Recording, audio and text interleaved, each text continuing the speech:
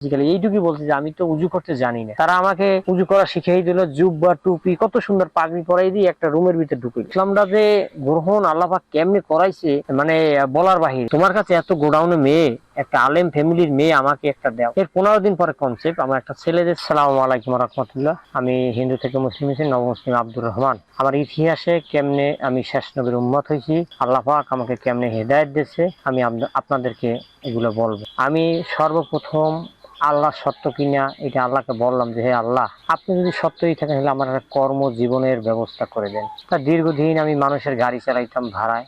একদিন হঠাৎ এক মুসলমান এসে বলে, আপনি কি একটা গাড়ি কিনে দিলে চালাইতে পারবেন, আস্তে আস্তে টাকা দেবেন। আমি বললাম যে আপনাকে তো কখনো বলিনি, কারণ আমার দিতে মন চায়। তখন আমি সংক্ষেপে বলি, তখন আমাকে দিল একটা গাড়ি কিনে দেওয়ার ব্যবস্থা করলো। 65,000 টাকা দিয়ে একটা গাড়ি কিনলো, কিন্তু আমি অনেক টাকার দিনা ছিলাম। তা আল্লাহকে বললাম যে আল্লাহ, গাড়ি তো পাইলাম, কিন্তু আমার এই দিনা আমি কেমনে দেবো? আপনি আমাকে প্রতিদিন কিছু টাকা বেশি ইনকাম করা যায়, বেশি ইনকাম করলে হলে বুঝবে আপনি সৎ। আমি প্রত্যেকদিন যেখানে 500 টাকা ইনকাম করি, এখানে 700-800 টাকা ইনকাম করি। এক বছরের ভিতর বহুত টাকা দিনা ছিলাম, আর 6 মাসের ভিতর গাড়ির টাকা শোধ করে দিলাম।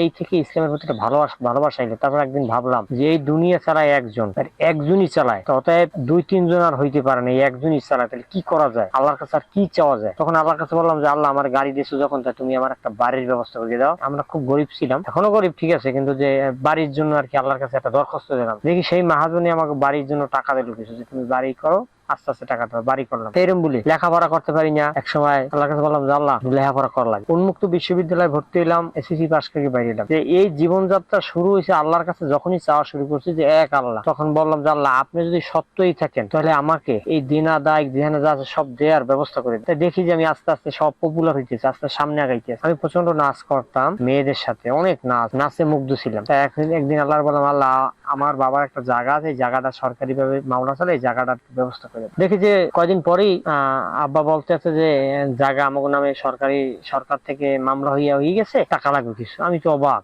এরকম করতে করতে করতে করতে এরপরে আমি কি করলাম, আল্লাহর কাছে বললাম যে আল্লাহ, তুমি যে আমাকে এত কিছু দেওয়া, তাই তোমাকে আমি কি দেবো? মানে আল্লাহ তাআলা তো কোনো খাবার খায় না, কারণ হে নিরাকার, সে মানুষকে খাওয়ায়, রিজিক দাতা। আমি আমার জায়গা থেকে, আমার যখন হিন্দু ছিলাম তখন আমি ভাবতাম তো আল্লাহ কিছু খায় না, মসজিদে কখনো দেখিনি কোনো ফল প্রসাদ দিতে। আমি কেউকে হ্যাও করে কথা বলি, এটা আমার জীবন ব্যবস্থা, আমার জীবনে যে কি ঘটছে এটা বলতে আছে। আমি বললাম যে আল্লাহ পাক আমাকে এটা দিল, ওটা দিল, অমুক সমুক অনেক কিছুই দিল, যা চাই সেইটাই দিল। আমি আল্লাহকে কি দিলাম? আমি চিন্তা করলাম যে কিছু খাওন তো খাই না, তাহলে কি করা যায়? তাহলে রোজা রাখা যায়। সামনে রোজা আসছে, 2016 সালে পহেলা রোজা। আমি রাখার জন্য আল্লাহর কাছে বললাম যে আল্লাহ, 2 দিন পরে রোজা, এই 2 দিন আমার ইনকামটা একটু সোর্স বাড়াই দাও, যাতে আমি রোজাটা রাখতে পারি, যাতে আমি গাড়ি না চালাইতে পারি। টমটম চালাইতাম, নচিমন বলে। তাহলে আমি যখন এই যে রোজার কথা বলছি, পরদিন আমার ইনকাম কি, অনেক টাকা ইনকাম করছি, 2-3 হাজার টাকা না এরকম ইনকাম করছি 2 দিনে। তারপরে আমি পরদিন রোজা রাখবো, সন্ধ্যার লগালগ বাড়িতে গেছি, যাইয়া তো ঘুমাই। 12টার সময় ঘুম দিয়ে উঠছি, উঠে দেখি আব্বা আম্মা ঘুমায় না। আবার 1টার সময় উঠে দেখি সবাই ঘুমাইছে। সেই সময় আর কি আপনার যে আমার মনে আছে যে এক থাল ভাত, একটা গাবলায় এতগুলো ভাত রাখছি, লইছি আর কাঁচামরিচ নিয়ে পেট গাবাই খাইছি। এই পর্যন্ত খাইয়ে এবার বাহিরে যাইছি, হাত মানে উজু তো আর জানি না, হাত মুখ খাইয়ে ধুয়ে টুয়ে এবার একটা পশ্চিম দিকে একটা লুঙ্গি আমার আব্বার লুঙ্গি ধুয়ে রাখছে, এই রাখছি রাখিয়া এবার বললাম, হে আল্লাহ, হে সর্বশ্রেষ্ঠ মান, আল্লাহ, তুমি আমাকে এই যে রোজা রাখতে আছে, এই রোজাটা তুমি কবুল করে নাও। তো পরদিন রোজা রাখছি, আর আম্মায় তো খাইতে দেখা যায় না। এই ব্যাপারে এক বাড়িতে করলাম, করার পরে আমাকে বলতে আছে যে দেখি তুমি রোজা রাখছো কি? আমি আল্লাহর একটু ভালোবাসি, আল্লাহর কাছে চাইছি যে রোজা রাখতে। এরকম করতে করতে 6টা রোজা রাখছিলাম। এরপরে একদিন স্বপ্নে দেখি যে আমি কোরআন শরীফ পড়তে আছি। এরপরে আরেকদিন স্বপ্নে দেখি যে আমি জুম্মার নামাজ পড়ে আসছি। আমাকে মায় ধাবরায় যে তুই জুম্মার নামাজ, তুই হিন্দুই কেন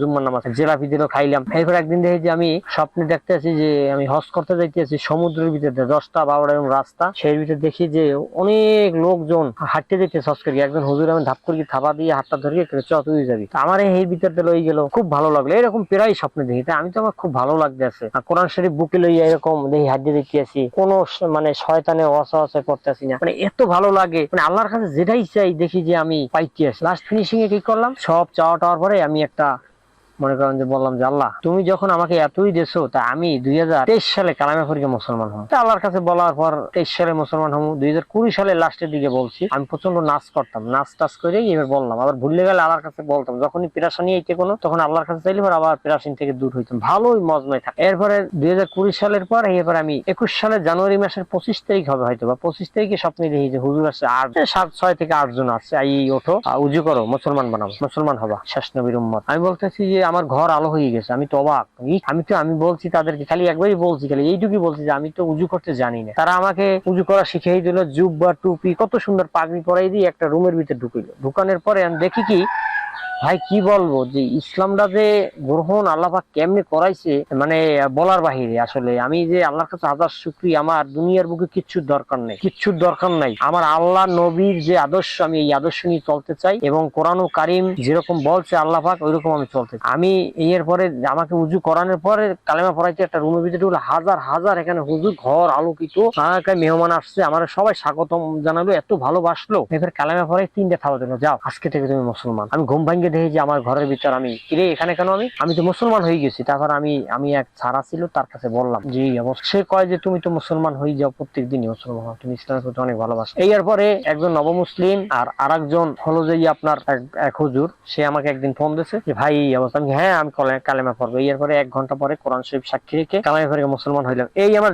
জীবনের মানে একটা ইতিহাস, এত ভালো লাগে। এরপরে আমার দিন পথ চলা, এক তো নামাজ কাজা হয় না, একটা রোজা ভাঙ্গি নেই। এই কিতাবকে যে ভালোবাসবে, আল্লাহকে ভালোবাসাবে, আল্লাহ নবীকে যে ভালোবাসে, আল্লাহকে ভালোবাসে, এত সুন্দর। আমার দুনিয়ার চাওয়ার দরকার নেই। আমি আল্লাহ পাকের কাছে এইটাই বলি যে আল্লাহ আমি যেন হাত পাও থাকতে আমি যেন ভিক্ষার পাত্র নই, আমার নবীর সম্মান নষ্ট হয় না। আমি আমার ভিডিওতে বলি যে আমার নবীর সম্মান যে নষ্ট করবে সে কখনো মুসলমান হইতে পারে না। মুসলমান হওয়ার পরে 2 বছর এক বাসায় আমি ফ্রি খেলাম, স্যারের বাসায়। আমি মুসলমান হওয়ার আগে বললাম যে আমি মুসলমান হইলে পরে আমি কি খাবো, অনেক 2টা বছর এই বাসায় আমি ফ্রি খেয়েছি। এবারে মেয়ে দেখি, বিয়ে করবো, মাইয়া দিতে চায় না, কয় যে নবমুসলিম, এদের মেয়ে দিলে পালাই যেতে পারে। এবারে মাগরিবের নামাজ পড়ে 2 রাকাত নফল পড়ে আল্লাহর কাছে কাঁদলাম যে হে আল্লাহ, তোমার কাছে এত গোডাউনে মেয়ে, একটা আলেম ফ্যামিলির মেয়ে আমাকে একটা দাও। 15 দিন পরে আমাকে তার চাচা আর তার মানে মেয়ের বাবা, আমার শ্বশুর আর চাচা শ্বশুর, এই 2জনে ফোন দিচ্ছে যে আসেন আমার কাছে একটা মেয়ে আছে, দেখাবো। তো কে জানো কোন হুজুর যেন যে বলছে, আমি জানি না, তারে ভালো মতন এখনো চিনি না। তারপর যে দেখলাম, দেখিয়া যে মেয়ে পছন্দ হয়েছে, যে মেয়ে দেখলাম এই মেয়ে আমার লাগে খাটে না, কারণ এরা হয়েছে যে আলেম ফ্যামিলি, আমি এসে মূর্খ। আমি দেখেন এই মেয়ে তো আমার কাছে দেবে না, দিদুই। এরকম করতে করতে এবার আসলো, আমার বিয়েটা মানে এত সুন্দর ভাবে দিয়েছে যেটা কল্পনার বাহিরে। এরপরে ঘুরতে ঘুরতে একজনের কাছে আসলো, এক স্যারের কাছে, এডিশনাল এসপি। স্যারে বলছে যে এই নবমুসলিমের তো বিবাহটা আমরাই দিয়ে যাই। এই স্যারে প্রায় বহুত টাকা খরচ করে গিয়ে মানে আমাকে ধুমধাম করে বিয়ে দিচ্ছে, মানে বলার বাহিরে। এরপরে আমার পথ চলা, আমার মনে করেন যে অনেক কাহিনী, আরো কাহিনী আছে। এরপরে আল্লাহর কাছে বললাম যে আল্লাহ তুমি তো আমাকে সব দিলা, আমার পরিবারকে হেদায়েতের জন্য আমি চেষ্টা করি, আল্লাহ পাক যেন তাদেরকে হেদায়েত দান করে। এরপরে আমি কি করলাম, আমার সন্তান হয় না বলে ডাক্তারের কাছে গেলাম।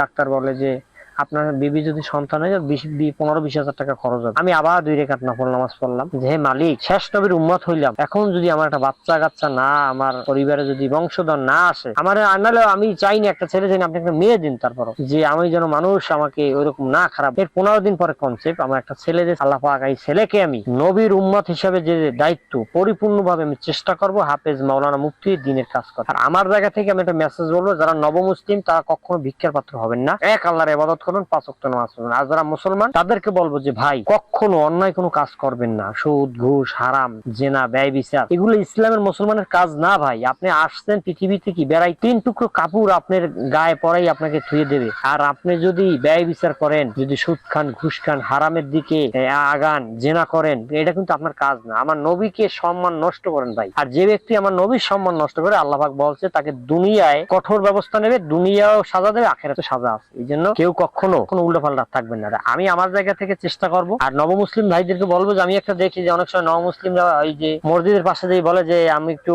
ভিক্ষা দেন, আমি নবমুসলিম। ভাই কেন আপনি হাত পাও থাকতাম কেন ভিক্ষা করবেন? আপনি এক মুসলমান বাড়ি দিয়ে খাবেন যে আমার একটা কাজ দেন ভাই, আমি কাজ করতে চাই, কাজ করে খাবেন। আমি আজকে 2021 সালে স্বপ্নের মাধ্যমে কালেমা পড়ে আজকে 26 সাল পর্যন্ত এখন তো কারো কাছে ভিক্ষা চাই নেই। যে যা পাচ্ছে আমাকে মোবাইল করে হোক, এই যে কোরবানিতে বেড়ায় 12-14 কেজি গোস্ত পাই, সবাই নবমুসলিম এসে দাও, মানে মুড ভরে ভরে দেয়। এইটা ভালো না যাই দূরে দূরে যাই যদি নবমুসলিম আমার ভিক্ষা দেন, এইটা ভালো? কোনটা ভালো বলেন? এই জন্য নবমুসলিম ভাইদেরকে বলবো যে মুসলমানের কাছে যাবেন যে আমাদের কর্ম দেন, কর্ম ব্যবস্থা করে দেন, কর্ম ব্যবস্থা করে দেবে। সবাই ভালো থাকবেন। আসসালামু আলাইকুম ওয়া রাহমাতুল্লাহি ওয়া বারাকাতুহু।